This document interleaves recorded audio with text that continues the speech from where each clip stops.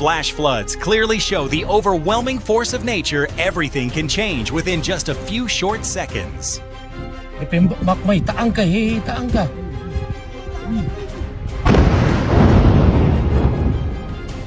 Did you know volcanism happens when magma is pushed up to the surface under intense pressure?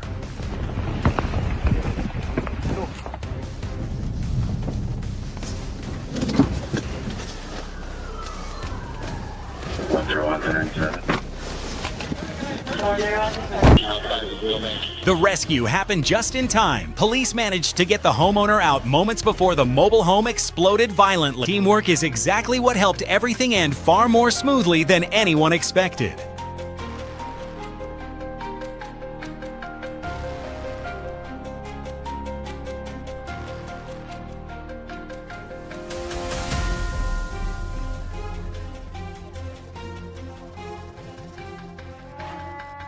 Sometimes heroes don't need capes. One perfectly timed reaction is enough to amaze everyone.